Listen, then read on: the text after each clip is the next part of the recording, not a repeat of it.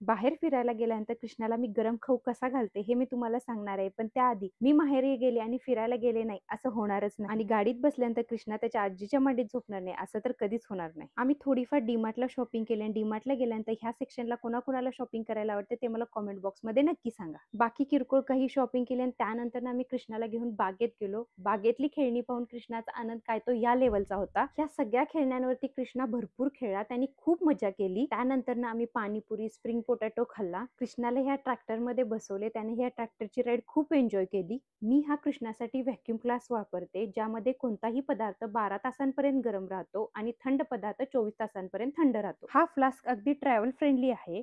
कृष्णासाठी मी सिलिकॉनचा spoon use करते. सिलिकॉनचे material असल्यामुळे चालत्या गाडीतही त्याला इझिली खाऊ घालता येते. मी बीप सुद्धा यूज करते, त्यामुळे त्याचा ड्रेस खराब होत नाही. कृष्णासाठी जी मी वॉटर बॉटल यूज करते त्याला 0 ग्रॅव्हिटी बॉल आहे, त्यामुळे बाळाने अगदी कोणत्याही अँगलने पाणी पिले तर बाळाला ठसका लागत नाही. ही बॉटल 100% लीक प्रूफ आहे. जर तुम्हालाही या सगळ्या गोष्टींची लिंक हवी असेल तर कॉमेंट बॉक्स मध्ये लिंक टाईप करा. त्यानंतर थोडीफार कपड्यांची शॉपिंग केली, जेवणामध्ये मसुरा रोटी एन्जॉय केला आणि असा संपवला आमचा गोड दिवस.